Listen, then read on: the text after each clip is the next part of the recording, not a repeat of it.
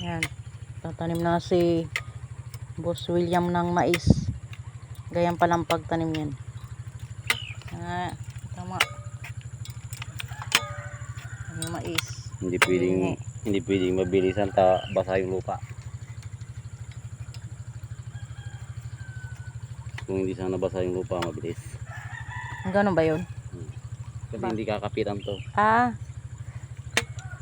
Hindi tiket na Hmm. Pantusok na yan. Pero ito, pagkatapos mong taniman to, tutubo na yan kahit hindi mo papatubigan. Mabilis naman yung pag ano.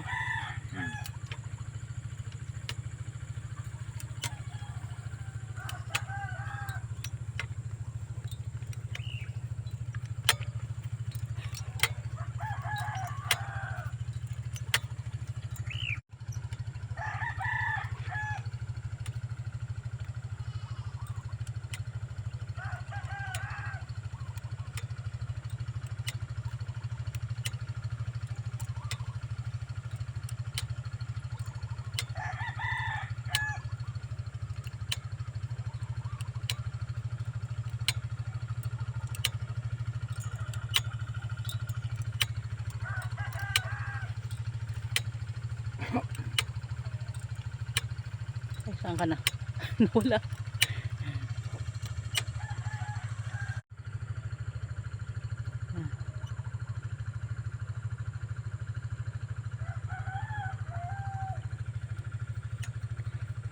Kasi umulan nung nagdaan araw umulan kasi nagdaang araw kaya basa yung lupa. Nahirapan yung pangtanim talaga.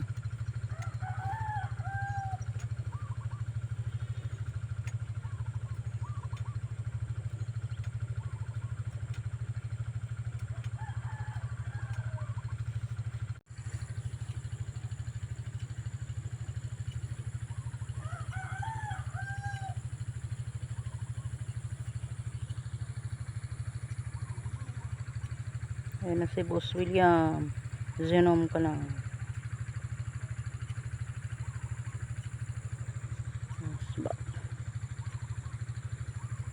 Ayan, pabalik na siya dito. Dito siya nag-umpisa.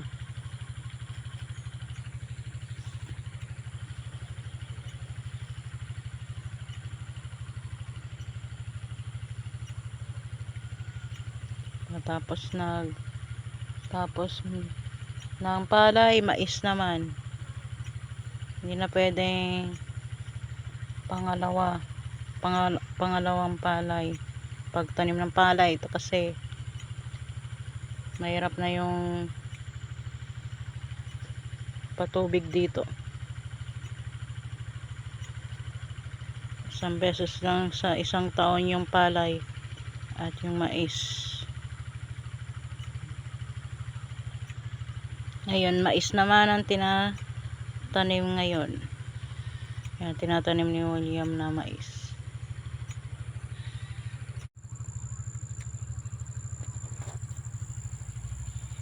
Yan na. Taniman ng mais, mahirap na magpastol ulit ng kambing. Yan, dito sila, hindi na sila makakawala.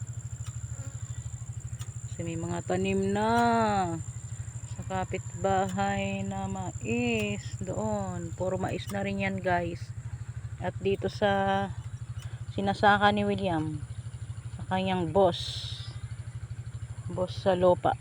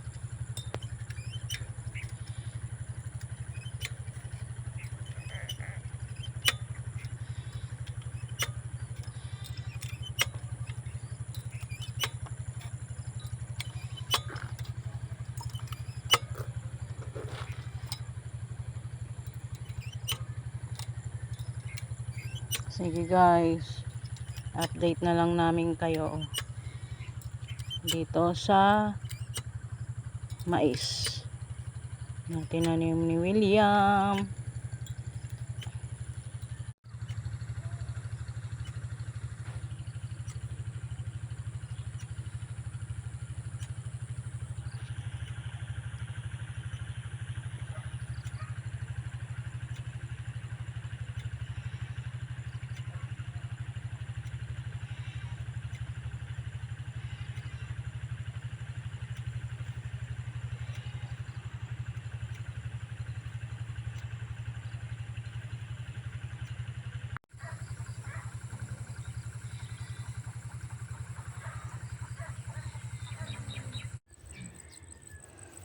Lalagay siya ng linya na lang dito kasi nagpahinga na yung baka, hindi na pwede siya, hindi na siya pwedeng maglagay ng linya ang baka, tao na lang. Napagod na masyado yung baka ng kanyang pinsan. Kaya siya na maglalagay ng linya ng pagtataniman ng mais guys. Ayun na siya sa dulo.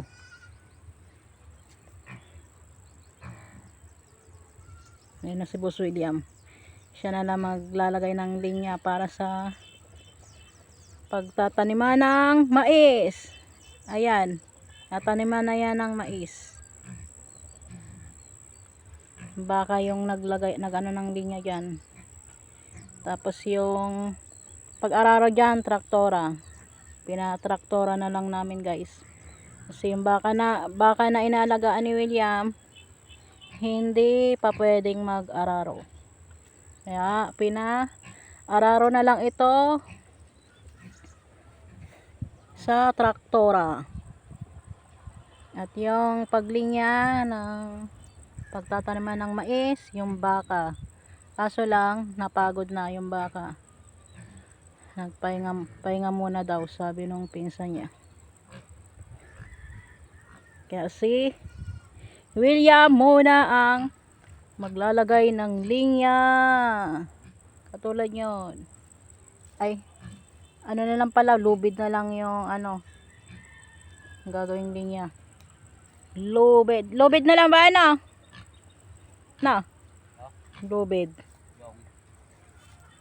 lubid na lang yung parang tanda na lang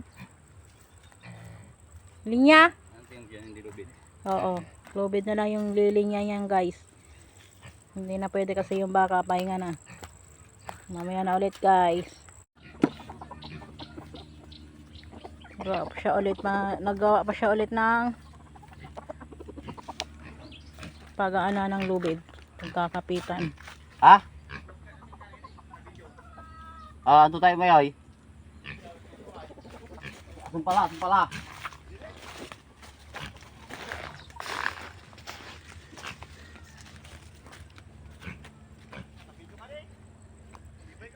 Oh, luma. Ano ba yan? Boy.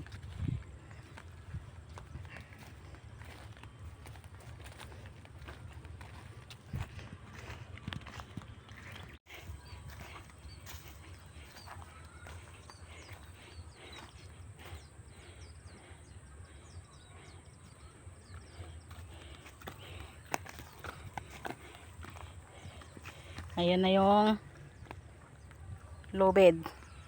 Doon sa dulo yan. Tapos hanggang doon.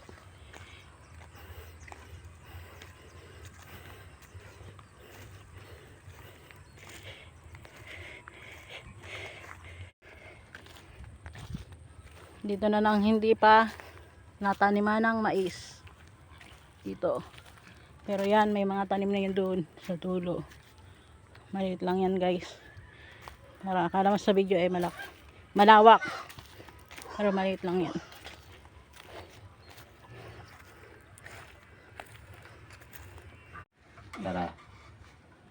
Tara, merienda muna tayo ng kanin.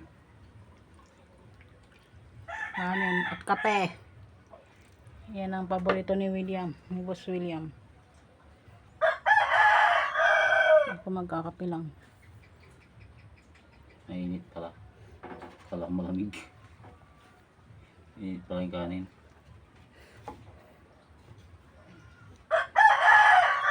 Merienda kayo guys.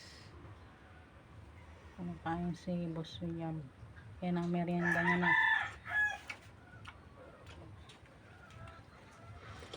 Kanina yung almusal niya, ganun pa. Pamusal, saka merienda, ganun pa rin.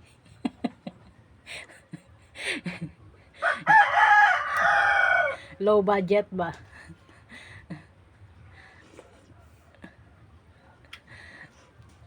Sige guys, magkakape na rin ako.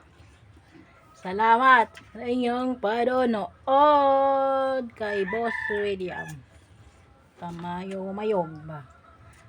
God bless sa ating lahat. Bye! Ang bilis niya.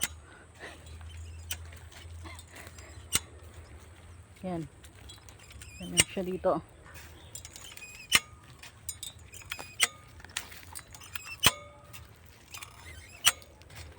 Yung mais.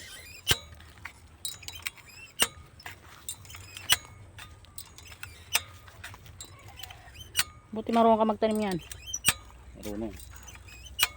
Di ba yung iba nagbabayad pa Oh, para magtanim? tinignan ko lang yung mga nagtatanim kung paano. Oh, alam ko na. Oh, para makatipid. Mahal lang bayad sa magtatanim. At saka yung nag-ano pa ng abono yan. Wala tayong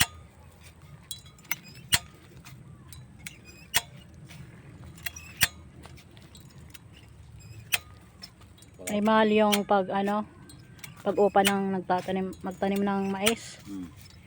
O di ikaw na lang. 1 tray yung isang sako. Ay gala. Pag naubos yan. Baka yan. 1 tray yung 9 kilos. Pero ang bibilis tala nila Ay, sanay na sila. Kahit ako mabilis din. Kung hindi lang ito basa. Are you sure? Pag basa hindi ka makakabilis. Kasi kumakapit dito. So, Ganun pala yun. siyempre hindi malalaglag yung buto. Tuyo na. Mahirap pala pag basa yung lupa guys.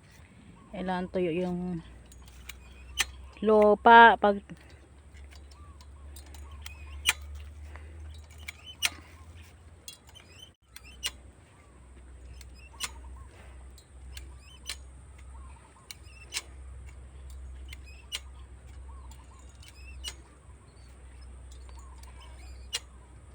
doon siya nagumpisa, malapit doon sa bahay namin. At dito na sa dulo mga pilapil na yan. At daanan na ng tubig to. May tubig ba? Meron.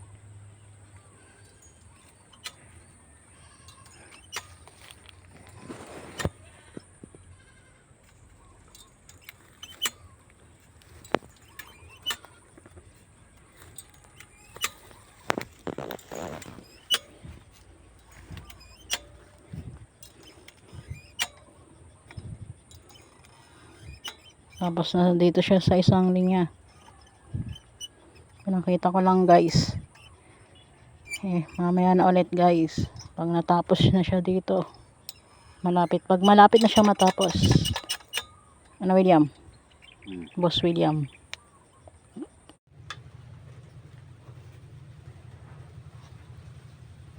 Sintabi ulit sa mga hindi kumakain ng dinuguan. Ako din, hindi kumakain ng dinuguan. Pag wala. Kain kayo guys. Sabayan niyo si Boss William kumain.